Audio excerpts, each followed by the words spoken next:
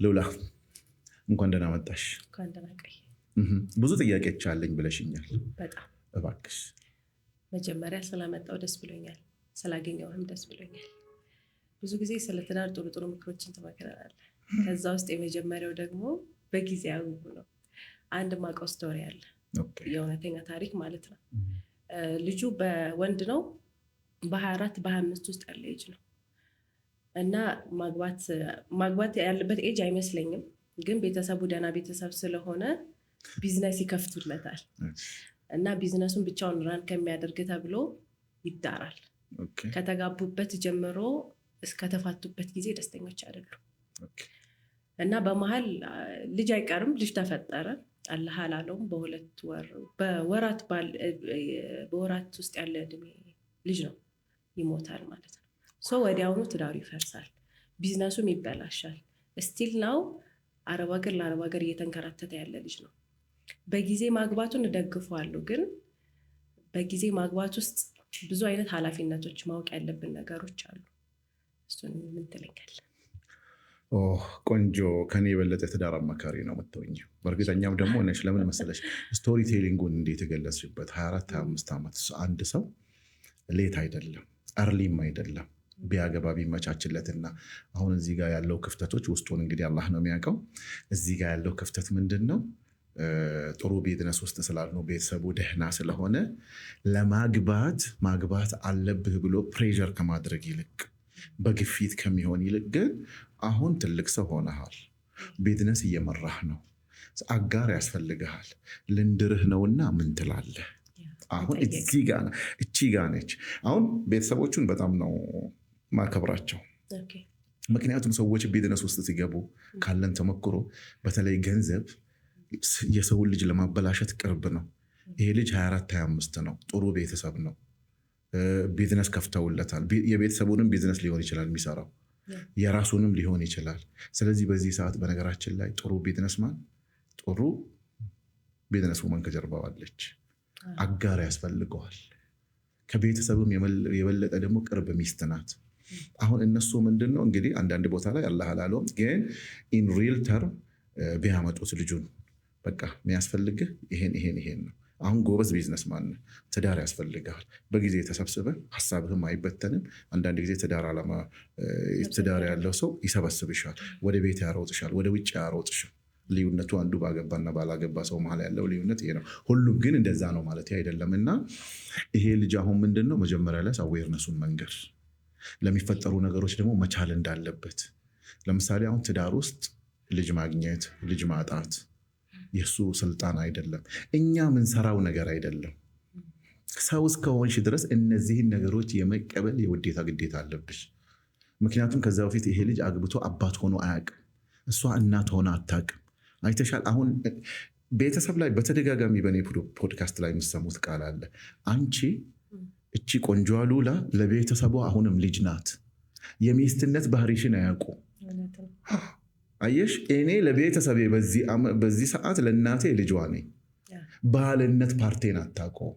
ሰው ባል ሲሆን ጸባዩ ይቀየራል፣ ሚስት ስትሆን ጸባዩዋ ትቀየራለች። ስለዚህ አሁን ይሄንን አዌርነስ መስጠት አሁን ለዚህ ልጅና ለምትመጣውም ልጅ በመሀል ላይ እንግዲህ ለመሆኑ በጣም ሶሪ። አሁን እኔ በጊዜ ካገቡት ውስጥ ነኝ። እርሊ ላይ ነው ያገባሁት። ግራጁዌት አደረግኩኝ። ወደ ስራ አለሙ እንኳን አልሄድኩም፣ ቀጥታ ነው ያገባሁት። ዋናውን ስራ ነው ያገባሽ። ግን ቢነግሩኝ ብዬ የማስባቸው ነገሮች አሉ። ኃላፊነቱ፣ ሚስትነት በራሱ እናትነት በራሱ ትልቅ ነገር እንደሆነ ቢነግሩኝ ደስ ይለኛል። እኔ የነበርኩበት ሶሻል ላይፍ ሉና ቆንጆ ናት ቶሎ እንዳራት የሚል ነገር ከ16 ዓመት ጀምሮ አለ። ያ ሜንታሊቲ እኔ ላይ ስላለ መስራት አለብኝ፣ ቤተሰቤ መርዳት አለብኝ ብዬ አላሰብኩም። የማልፈልገውን ሰው ማግባት አልፈልግም። ሂዝ ማይ ቤስት ፍሬንድ። በቃ እሱ ነው ቶሎ ያገባሁት፣ ወድጀው ነው ያገባሁት። ትዳሪም አልሐምዱሊላህ እስካሁን አሪፍ ነው። ግን የሴት ልጅ የሆርሞን መቀየሮች ብዙ ነገር ትዳር ላይ እንደሚያመጣ ቀድሞ ቢነግሩኝ ደስ ይለኝ ነበር። እህቶቼ ከጓደኛ ጋር ያው በእኔ ኤጅ ስለሆኑ አያውቁትም፣ ልናወራም አንችልም። ግን ከስሜት መቀየሮች ውስጥ ያመጣብኝ አንደኛው ፖስትፓርተም ዲፕሬሽን ነው። እኔ አላቅም ስለሱ። ከወሊድ በኋላ የሚመጣ እንድባቴ እኔ አላቀውም። ግራጁዌት ነሽ? ላቋርጥሽና እዚህ ጋር ከዩኒቨርሲቲ ጨርሰሽ ነው ያገባሽ አይደል? ይኸውላችሁ አንዱ በጣም ይቅርታ አድርጎልኝና ይሄ ከትዳር በኋላ የሚመጣውን ድብርት ፈረንጅኛውን ቃል ከመጠቀም ይልቅ ከትዳር በኋላ ይሄ ፖስት ፓርተም የሚባለው ከትዳር በኋላ የሚመጣው አብዛኛውን ጊዜ የሚደብር ነገር አለ። ሆርሞናል ወልደሽ አታውቂም። ስቲቹ ሊሆን ይችላል፣ በምጥ ወልደሽም ሊሆን ይችላል። ቁስሉ ያምሻል፣ እንቅልፍ ታጭያለሽ፣ የምታጠቢው ልጅ በአግባቡ አይጠባም፣ ጡትሽ አይወጣም። ብዙ ቻሌንጆች አሉ። እነዚህ ግን አንዱ የእናትነት በረከትም ነው። በረከት እሱ ፓርት በኋላ ላይ ነው። ለምን መሰለሽ? ትዳር ውስጥ ስትወልጂ እንደዚህ ይመጣብሻል ብሎ ሊነገርሽ አይገባም። ትዳር ሁል ጊዜ ገብተህበት የምታየው ትምህርት ቤት ነው። የሚነገርሽ ነገር ቢነገርሽ ከማግባትሽ በፊት የሚገባሽ 1% ብቻ ነው። ለምሳሌ ከባልሽ ጋር ተቻቻሉ፣ እንደዚህ ሆኖ ትዳር እንደዚህ ሆኖ እና ስትሆኝ ግን ይለያል። ለምን? ማርገዝ አለ፣ ማቅለሽለሽ አለ፣ መታመም አለ፣ ጸባይሽ ይቀየራል። እሱ ከዚህ በፊት የምታቅለሸልሽ ሴት አይቶ አያውቅም። ያውም አየት አይደለም ቢያይም ሰምቶ ነው የሚያውቀው። ቤተሰቡ ውስጥ እንኳን እህት ብትኖረው እና እንደዛ ቢኖራትም በቃ አመማት ነው የሚለው። አንደርስታንድ አያደርግም። ሴቶች የሆርሞን ቼንጁን፣ ማቅለሽለሹን፣ መታመሙን ከዛ 9 ወር ሙሉ እንደገና አይተሻል። ሌላ ዓለም ነው። በተለይ ለሴቶች ለእናቶች የተለየ ክብር አለኝ። ሌላ ዓለም ነው። ይህን ዓለም ግን ብነግርሽ ባጠጣሽ አይገባሽም። የሚገባሽ ስትሆኝ ብቻ ነው። ካረገሽ በኋላ ከወለድሽ በኋላ በምን ሬዲ ትሆኛለሽ? እስቲ አሁን ውድ ተመልካቾቻችን አሉ፣ እህቶችሽ ንገሪያቸው። እህቶች አሁን ያለፉበት ነገር ቢነግሩኝ ብዬ አስባለሁ። እንደዚህ አለ ድብርት ውስጥ ሊገባ ይችላል። ትገቢያለሽ እኮ አይደለም ሊገባ ሊመጣ ይችላል። ግን ራስሽን ሬዲ አድርጊ። ወደ ዲኑ በደንብ በመጠጋትም ይሆን ሪላክስ በማድረግም ይሆን ቢነግሩኝ ደስ ይለኛል። አሁን እኔ የመጀመሪያ ልጄን ስወልድ አላቅም። ስለዚህ ግን ኮምፕሊትሊ ሌላ ሉላ ነው የሆንኩት፣ ሌላ ሰው። ግን አልሐምዱሊላህ ሰፖርቲቭ ግን ሰፖርቲቭ ስለሆነ አግዞኛል። በጣም አመሰግነዋለሁ። እኔም ራሴ በጣም አመሰግናለሁ። ዩ አር ጉድ ሃዝባንድ፣ ጎበዝ። ልጄን ይዝልኝ ነበር፣ ያሳርፈኝ ነበረ። ግን ፖስትፓርተም ይሄ እንግሊሽ ይቀርብና ከወሊድ በኋላ ያለው ድባቴን ድብርቱ ማለት ነው በኢሞሽናል ብቻ አይደለም። የሰውነት ለውጥ ይመጣል። ሴት ልጅ ፀጉሯ ውበቷ ነው። ፀጉር ይረግፋል፣ ውፍረት ሊመጣ ይችላል ወይ ይከሳል። ያ ራሱ በጣም ችግር ነው። እሱ ብቻ አይደለም የኔ ችግር የነበረብኝ መጀመሪያ። አሁን ላይ አልሐምዱሊላህ በደንብ አስተካክየዋለሁ። ግን ያላገቡ ጓደኞቼን አሁንም ይቅርታ ማለት ፈልጋለሁ። ዝግትን ያረኳቸው ግን ያህ የሆነው ላይፋችን ባላንስ ስላልሆነልኝ ነው። ከሳላገባ በፊት ዝናና ነበረ፣ አብሬያቸው አመሽ ነበረ፣ ብዙ ቦታ ሄድ ነበረ። ልጅ ሲመጣ ግን ልጄ የማይሄድበት ቦታ መሄድ አልችልም፣ ማምሸት አልችልም፣ ንፋስ አለ። የሀይሃ ግን ትንሽ ጎድቶኝ ነበረ። አላህ አሁን ራሱ ሁሌ እስተግፍሩላህ እላለሁ። ልጄን እስከ መጥላት ደርሻለሁ። ለምን ወለድኩ? ላይክ ለምን አገባሁ? አግብቼም ወልጄም ራሴን እጎዳለሁ እንዲህ ብዬ አሰብኩና ከዛ ግን የሆነ ሰዓት ላይ የሰከንዶች ለውጥ ነው እኔ ጋ የነበረው የባህሪ ለውጥ። ቶሎ ወደ ራሴ ስመለስ ግን ለካ እናትነት ጊፍት ነው። አላህ ትልቅ ኃላፊነት ነው የሰጠኝ። እናት በመሆኔ ጀነት እግሬ ስር አድርጌያለሁ። ባሌን በማግባቴ ግማሽ ኢማኑን ሞልቻለሁ፣ የራሴንም ሞልቻለሁ። በቃ ለምን የኔን ህይወት የሚፈልግ ብዙ ሴቶች አሉ። እና አሁን ይሄን ማውራት የፈለግኩት አሁን አንተ ባለ ልጆች አሉ አይደል? ባለቤት አባት ነኝ፣ ወንድም አለኝ፣ ሚስቴ ናት፣ ጓደኛዬም ናት። አሁን ይሄን በጣም እንትን እንዲሉት ሳይሆን አንተ ካለፍንበት እንዲማሩ ማድረግ እንችላለን። አንተ ባል እንደመሆነ ሚስት ይሄን ሰዓት ላይ በነበረችበት ሰዓት እንዴት አሳልፍ? አሁን ያለንበት ዘመን በጣም የሰለጠነ ስለሆነ እያንዳንዱ ነገር እጃችን ላይ ያለው ይቺ አሁን ከትዳር በኋላ የምትመጣ ነገር ሞሮፍ በተለይ እነዚህ ያነበቡ ሴቶች ጋር የሚመጣ ታነበዋለች ቀኑን ሙሉ ስለሱ ማይንድ እንዴት እንደሚሰራ እህቶቼ በደንብ ልንገራችሁ። ስለ አንድ ችግር ደጋግመሽ ምታነብ የሆነ ምልክቶቹን ሰውነትሽ ላይ ይሰማሻል። በሀሳብ ነው የሚሰማሽ፣ በአካል አይደለም። ከዛ አሁን ብዙ አነበብሽ ስለዛ አሁን ከእንትን በኋላ የሚወጣ ጊዜሽ ነገር እንጂ እሱ ነገር ሆነሽ አይደለም። ይኸውላችሁ የመጀመሪያ ደረጃ ማርገዝ ሲጀምር ለውጥ አለ። ከማርገዝ ይጀምራል። ካረገዘችበት ጊዜ ጀምሮ አንዳንዱ በጣም የሚያቅለሸልሽ ሆስፒታል የሚያመላልስ ብዙ ነገሮችን። ለዚህ ነው እኮ ለእናት የተለየ ክብር የሚሰጠው። ከፈጣሪ ቀጥሎ ያለች ፈጣሪ እናትነቱ በእነዚህ ነገር። ትዳር ማለት ደግሞ ይሄን ሁሉ ይዘሽ ነው። እንደዚህ ስንል እንድትፈሩት አይደለም። ሰዎች ይለወጣሉ። አሁን ለምሳሌ አንቺ ከዛ በኋላ ሆነ ጓደኞችሽን አጣሽ። የስ ትዳር ውስጥ ስትገቢ እኮ ጓደኛ መቀነስ ነው አንዱ መታገስ። ምክንያቱም ለምንድነው ሁለት ዓለም ውስጥ ነው ያላችሁት። ሳትፈልጊ ከሰዓትሽ ላይ ለቤትሽ ትሰጫለሽ፣ ለባልሽ ትሰጫለሽ፣ ለልጅሽ ትሰጫለሽ። ምክንያቱም እነሱ ኃላፊነት የለባቸው። እንደዚህ ማለት እነሱን ጠላሻቸው ማለት አይደለም። ስለዚህ ይሄ ኮመን አንደርስታንዲንግ ያላገባ እህትና ወንድም ያላችሁ ጓደኞች ወይም ቤተሰቦች ይሄን ተረዷቸው። ኃላፊነት ነው። ኃላፊነት መወጣት ደግሞ የፈጣሪ መንገድ ነው። ሁለተኛ ለመኖርም እስከገባሽበት ድረስ ይሄን ማመን ግዳጅሽ ነው። በሁለተኛ ደረጃ ግን ፕሊስ የተማራችሁ ሴቶች ችግራችሁ በተፈጠረ ቁጥር ወደ ጉግል አትሂዱ፣ ወደ ቻት ጂፒቲ አትሂዱ። ያብስባችኋል። ማይንድ እንደዛ ነው የሚሰራው። አሁን ላይፍ ኮች ነኝ እንደዚህ ሲሉ ወይኔ እንደዚህ እየሆንኩ ነው እንዴ፣ ለዚህ ነው እንዴ የደበረኝ። እዛ ውስጥ ያሉ ነገሮችን በተለይ ደግሞ ትንሽ ንክኪ ካለ እንትን ይፈጠራል። ይሄ አሁን አንቺ የተፈጠረው ነገር እናትሽ ማሳልፋለች፣ ጓደኞችሽ ማሳልፋለች፣ ግን ደረጃ አለ። ይሄ ከዛ በኋላ ማለት ነው። በማህበረሰቡ ውስጥ ደግሞ አንድ ነገር አለ። በዚሁ ተናገሬ ማለፍ የምፈልገው አንዲት ሴት ከወለደች በኋላ ምክር አታብዙባት። ምክሩ ያባብሳል። እንትና እንደዚህ የሆነ እሱ አይደለም የምትፈልገው። ከወለደች በኋላ በመጀመሪያ ደረጃ በአንቺ እድሜ ያሉት በጊዜ አግብተው በዚህ በወጣትነት እድሜ የወለዱ ሴቶች ደግሞ ምንድነው የሚፈልጉት? ይሄ እንቅልፍ ያጣሉ። ሁለተኛ ደግሞ ልጃቸው በአግባቡ አይጠባም ወይ ጡቷ አይወጣላትም ወይ ብዙ ፈተናዎች። ከዛ በኋላ ምግብ አይስማማትም። በእኛ ማህበረሰብ ደግሞ መጋረጃ አድርጋ ተገልላ ነው የምትቀጥ። ስናት ኦፕን አይደለም። እነዚህ ነገሮች ናቸው ያሉት። እነዚህ ነገሮች ምንድነው? ፕሊስ በተለይ ወንዶች፣ እኛ ወንዶች ሚስቶቻችሁ ስትወልድ ከምታቀርብላት ክትፎ፣ በጉ፣ ቅቤው እሱ አይደለም የሚፈለገው። ካም እጇን ያዛት፣ ሳማት። ቤቢ እንዴት ነው? እኔ ሊያዝልሽ፣ ጡትሽ አልወጣም፣ አምሮብሻል፣ ደግሞ ቆንጆ ሆነሽልኛል፣ ስለወለድሽ ደግሞ አመሰግናለሁ። ይሄ ከዛ ድባቴ ያወጣል። ሴት ልጅ ከወለደች በኋላ የምትፈልገው ሰፖርት ነው፣ እርዳታ ነው የምትፈልገው። ምን አይነት እርዳታ? በቃ ጀግና ነሽ፣ አይዞሽ፣ በቃ አይዞሽ። ብዙ ምክር አታብዙባት። ምክር የባሰ ያሳመማል። እንትና እንደዚህ ሆነ፣ እንትን ተጠቅማ ሞቆ አስጠቀምጣ ነው። እሱ አይደለም ለድባት የሚጠቅመው። ጀግና ነሽ፣ ጎበዝ። ደግሞ ልጅሽ ሲያምር፣ ዋው ቤትሽ ሲያምር። ሁለተኛ ደግሞ ትዳር ላይ ገብታችሁ ከወለዳችሁ በኋላ ፍልስፍናውን አቁሙት። የትኛው ፍልስፍና? የንባብ ፍልስፍና። እኔ እንትን አልበላም፣ ወገቤ እንዳይበላሽ፣ ባሌ ይጠላኛል፣ ከወፈርኩ እንደዚህ ይሆናሉ። የመጀመሪያውን ጦርነት የሰው ልጅ እኮ የሚያካሄደው በናሱ በዛ ጭንቅላቱ ውስጥ ነው ድራማ የሚሰራው። ስለዚህ ድራማ መስራት መውለድ መቻል እኮ መባረክ ነው። እሱን አመስግኝ። ከድባቴ የሚያወጣው ደግሞ ሁሌ ጊዜ ወደ ፈጣሪ መቅረብ። አራት መስገን። የአንቺን ህይወት የሚመኙ ስንት ሚሊዮን ሴቶች አሉ።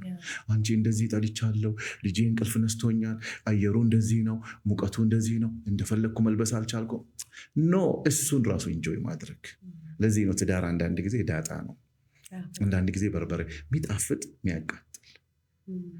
አንቺን ለመጉዳት አይደለም አንድ ወንድ አግብቶ ያስወለደሽ። ምድር ላይ ካሉት ሴቶች ሁሉ መርጦ ውድ ባለቤቱ እንድትሆን አላህ ከሰጣችሁ ልጅ እንድትሰጪው፣ ከዛ በኋላ አብራችሁ ለመሄድ ነው በእያንዳንዱ ነገር። ለምሳሌ እሱ ስራ ሆኖ ልጁ እንቅልፍ ከከለከለሽ እሱ ሲመጣ ትናደጂበታለሽ።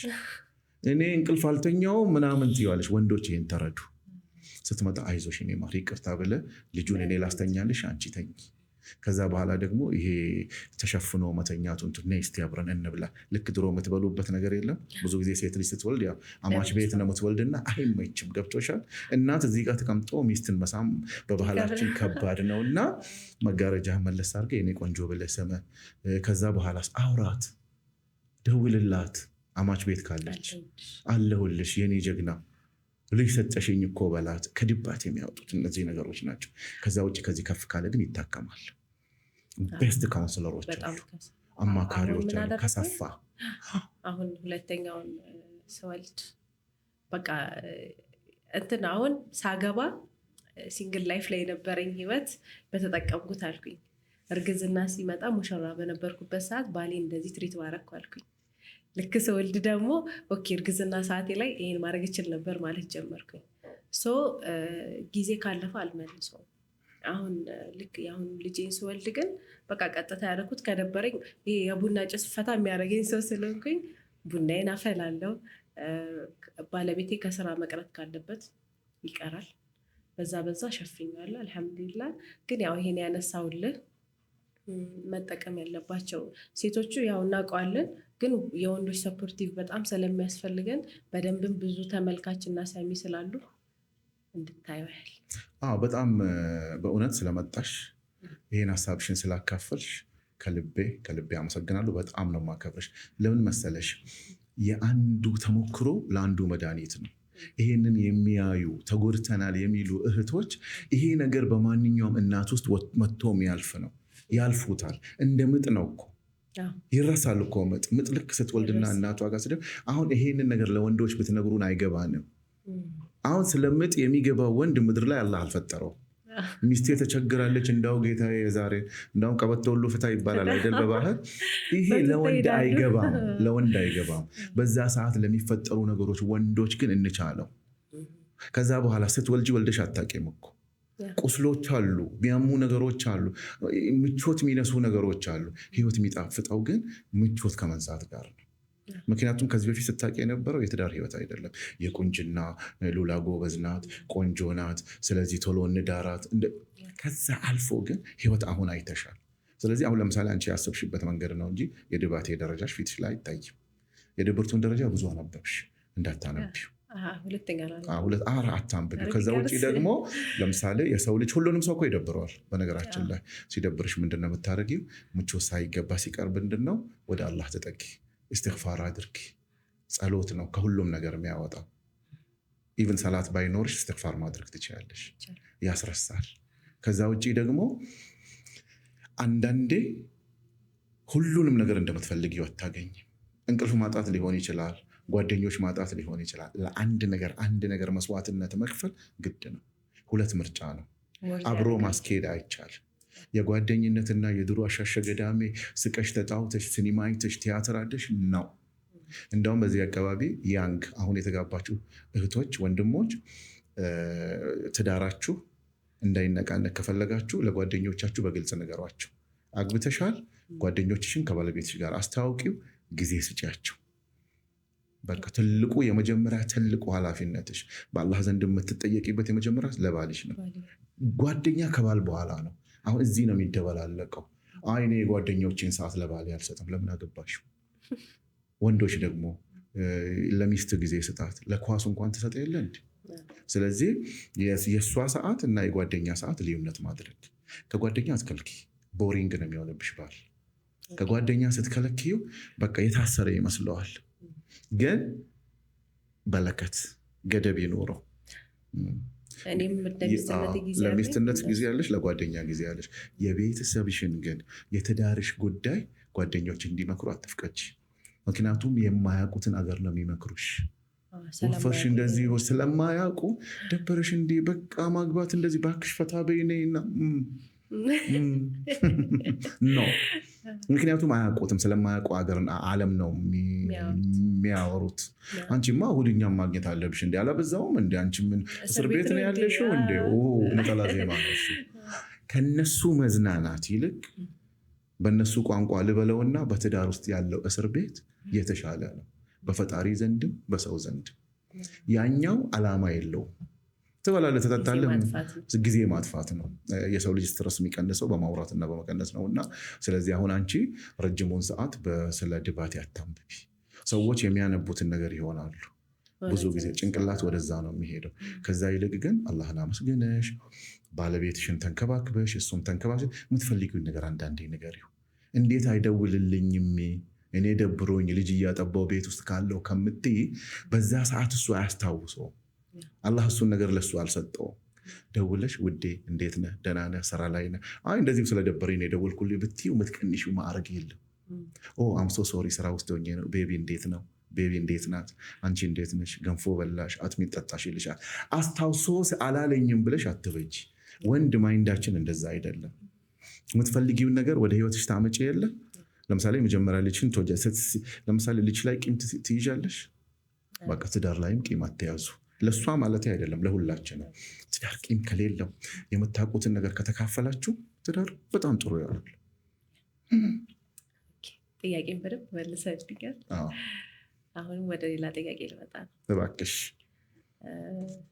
አሁን ይህን የምጠይቅህ የተመለሱልኝ ጥያቄዎችም አሉ በራሴ በላይፍ ኤክስፔሪንስ፣ ግን አሁንም ማወቅ አለብኝ ብዬ ስለማስባቸው ስለ ልጅ አስተዳደግ። የልጅ አስተዳደግ እንዴት ነው? ምን ማለት ነው?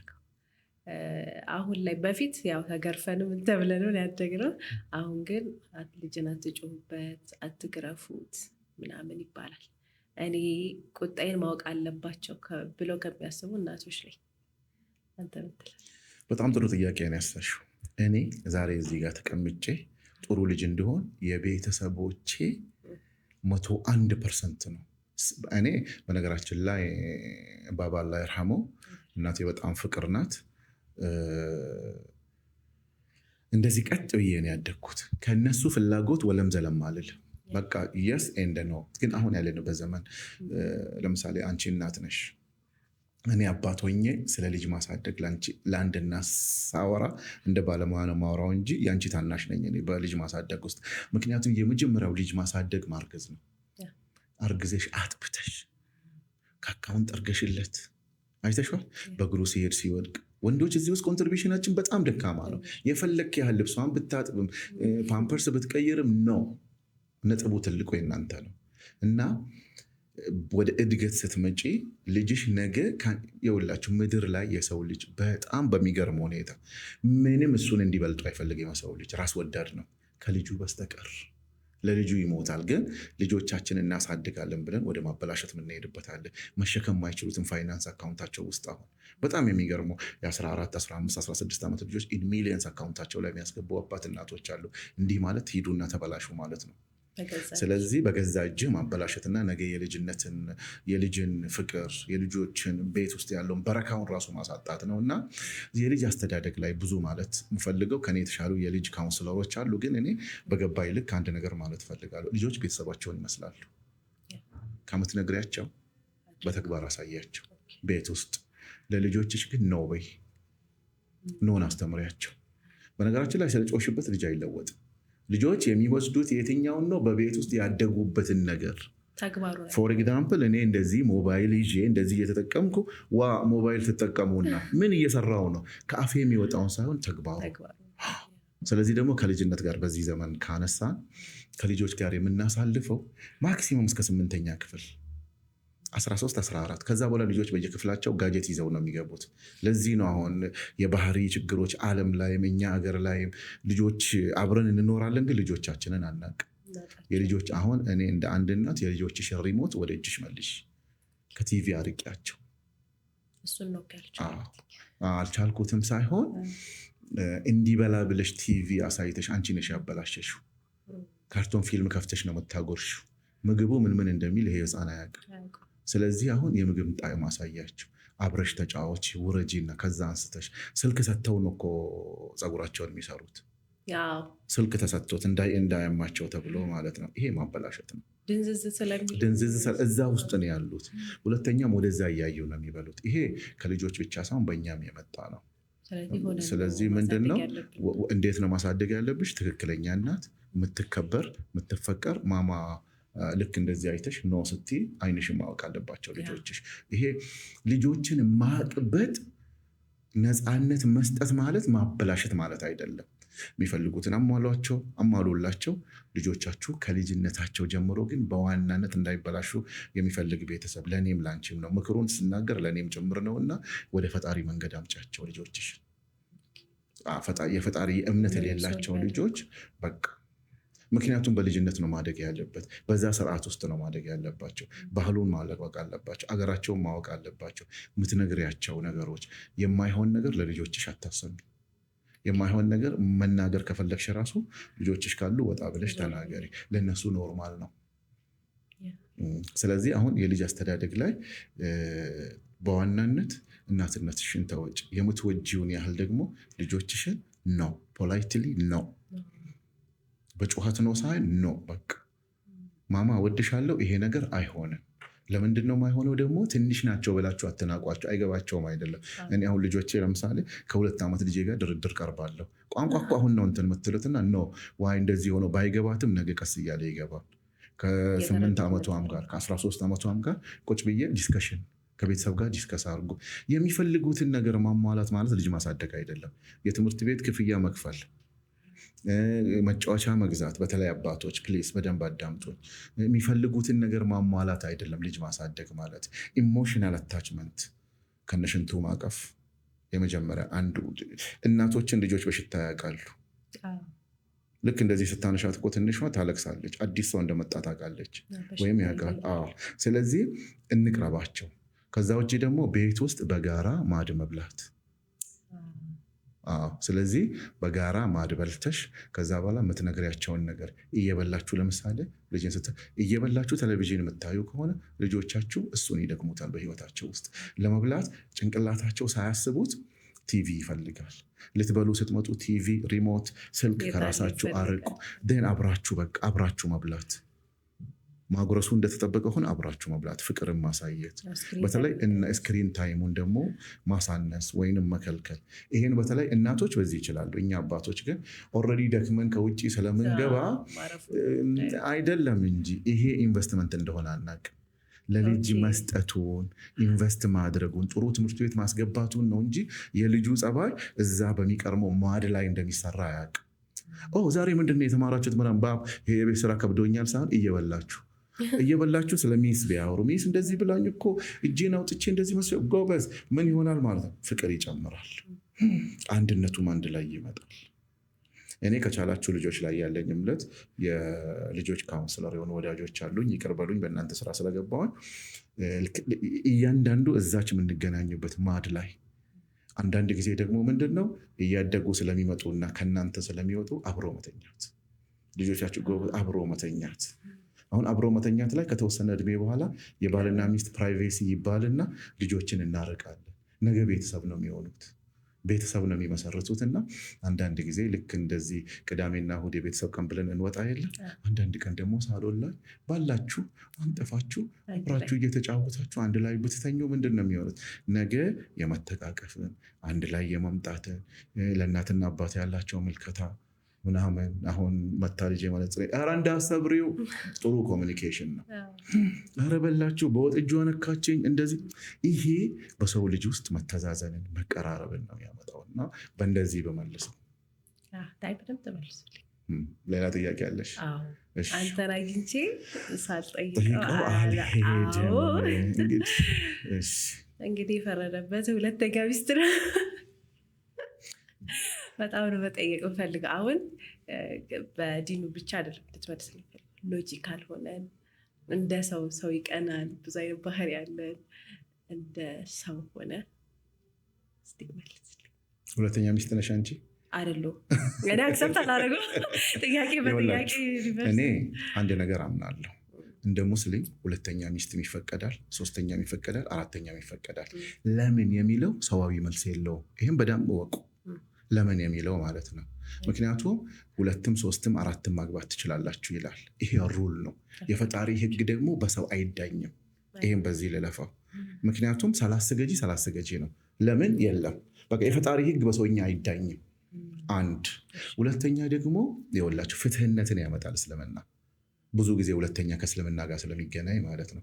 ሌሎችም በተለያየ ምክንያቶች የሚያገቡም የሚኖሩም አሉና ግን በደንብ ክሊር ላገው እቺ ሁለተኛ የምትለዋ አንድ ብቻ አግቡ የሚልም እስልምና ነው። ይሄ ነው እኮ ፍትሃዊነትን ይጠይቃል ትዳር ውስጥ አንድ ብቻ ማለት ነው። ፍትሃዊ ሆነ የአንደኛውን በፍትሃዊነት ማለት ነው ወደ ሁለተኛ ሶስተኛ። ግን ቁጥሩ ራሱ የቁጥር ጥያቄ የኔም ያንቺም አይደለም።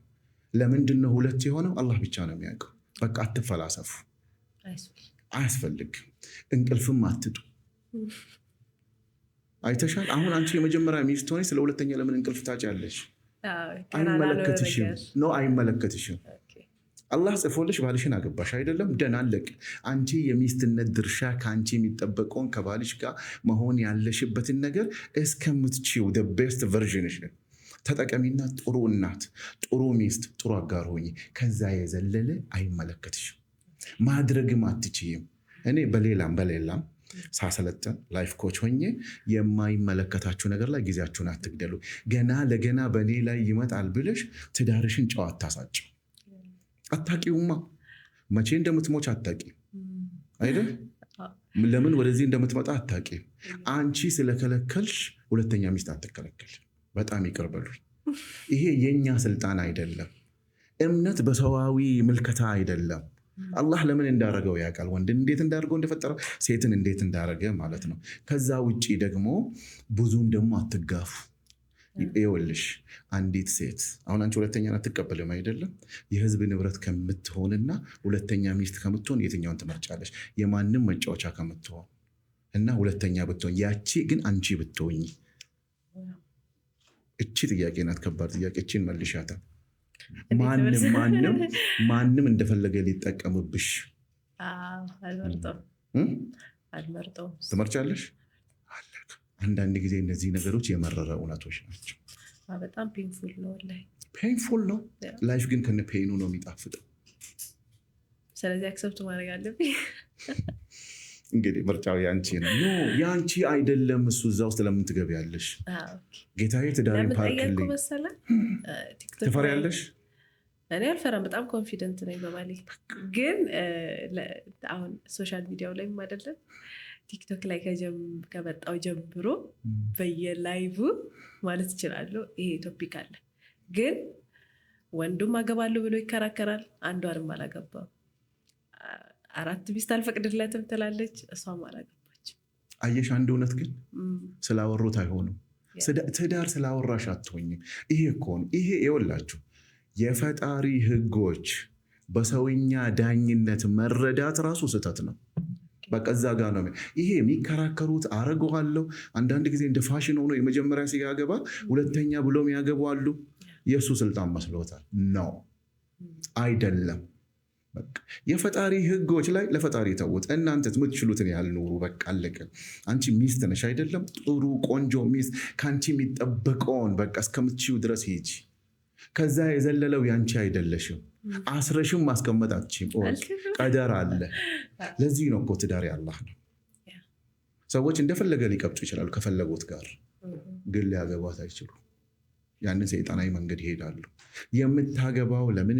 እኔ እንደውም ኢሹ ባይሆን ነው ምለው። አንድ ብቻ አግቦ የሚልም እስልምና ነው። 2ም 3ም 4ም ከቻላችሁ የሚለው አለ። አሁን አብዛኛውን ጊዜ ብዙ ጊዜ ኢሹ ሊሆን የማይገባ ነገር ኢሹ ተደርጎ የሚጣሉ ባለትዳሮች ወደኛ ይመጣሉ። ገና ላልሆነ ነገር ላልተፈጠረ ነገር። እንዴ ቤትሽን ሰላም ስጪው እንጂ የሚቀጥለውን ሰዓት መኖርሽን አታቂም። ገና ለገና ወደፊት እኔ ላይ ያገባል ብለሽ ዛሬሽን እንትን ጨው ታሳጭዋለሽ። እንዴ አይታችኋል? ኢንጆይ ደ ሞመንት ኑሪ ውስጥ መጀመሪያ ይሄንን ተይው። ያኛው ያንቺስ ድርሻ አይደለም። ጥያቄውን እንደዚህ መልሰዋለሁ፣ ግን ቅር ካላችሁ አፉ ትሉናላችሁ። የተሳሳትነው ነገር ከሆነ ሰውኛ ነው፣ አፉ ይበሉ።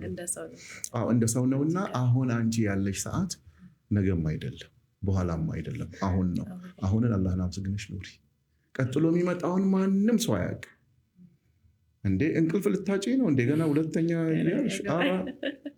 የኔ መልስ ይሄ ነው። ብዙ ዑለሞች አሉ፣ ሼኾች አሉ፣ የሃይማኖት አባቶች አሉ፣ ብዙ ነገሮች አሉ እዚህ ውስጥ። ፕሊዝ የተሰጠ ሰዓት እቺ አሁን ያለች እስቲ እቺን በአግባቡ ኑራት። አብዛኛውን ጊዜ የሰው ልጅ የማይንድ ጥያቄ ስላስታወሰኝ ነው፣ አፉ በይኝና ብዙ ጊዜ የሚኖረው ትናንትናንና ነገን ነው። ትናንት ከሆነው ነገር ሆነ ሰው ላይ የደረሰ ነገር ይነሳና ዛሬን ይረሳና ነገን ይፈራል። እንዴ ለማልቀስ ትዝታ እናመጣ የለ ወደኋላ ሄደን በግድ እሱ አይደለም ላይፍ። እሱ አይደለም ላይፍ። አሁን የተሰጠሽ እስትንፋስ ናት። እሷን አመስግኝ። ከዛ በኋላ አንቺ መለወጥ የምትችይው ነገር ላይ ጊዜሽን ግደይ። መለወጥ የማትችይው ነገር ላይ በቃ ከአንቺም ከባልሽም ከምንም አቅም በላይ ነው አይደለም? ስጪው ለሱ። ኢንጆይ ዩር ላይፍ። ህልም ተፈርቶ ሳይተኛ አይታደርም። በዚህ መንገድ ነው መልሰው። ይቀራል ሉላ ቀዝቀዝ ያለች ግን ረገጥ ያሉ ጥያቄዎችን ነው የምጠይቀው። ውድ ቤተሰቦቼ በእውነት ነው የምለው በጣም አጠያየቋም አመጣጧም ለባሏ ያላት ክብር በዚህ አጋጣሚ ይህን ኢንተርቪው በምናካሂድበት ጊዜ ማመስገን ስላለብን ነው። ባሏ ልጇን ይዞላታል ማሳየት ስላልፈለግን ነው እና እሱ ይዞ እሷ ቁጭ ብላ ከኔ ጋር ኢንተርቪው ያደረጋች ትልቅ ክብር አለኝ ለውዱ ባለቤትሽ። በጣም ነው የማከብረው፣ በጣም ነው የምወደው። ይሄንን ቃለመጠይቅ ደግሞ ለማድረግ ይህን ሁሉ መንገድ መተሽ ወደኛ ስለመጣሽ በደሚና ቤተሰብ ስም ቤተሰቦችሽን አከብራለሁ፣ ወዳለሁ፣ የኔንም ቤተሰብ አከብራለሁ። ስናወራ ከበድ ያሉ ጥያቄዎችን ስለሆነ ያነሳ ነው። ቅር ያላችሁ ከሆነ ግን አፉ ትሉናላችሁ። አስበንበት አናጠፋም። የሰው ልጅንና ያጠፋንበት ቦታ ላይ የተሳሳትን ቦታ ላይ ይቅር በሉን። በጣም እንወዳችኋለን፣ በጣም እናከብራችኋለን። መጨረሻ ላይ የምትይው ነገር አለ? ባለቤቴን ሳላመሰግን ማለፍ አልችልም። ሶሻል ሚዲያ አሁን ላይ በጣም የሚጠቅም ነገር ነው። ባል እንደመሆኑ መከልከል ይችላል። ሶሻል ሚዲያ ላይ አትጪ ብሎ ግን በጣም ሰፖርቲቭ ነው። እሱን ማመስገን እፈልጋለሁ። ጉድ ሀዝባንድ። እኔም ራሴ አመሰግናለሁ። አንተንም በጣም አመሰግናለሁ።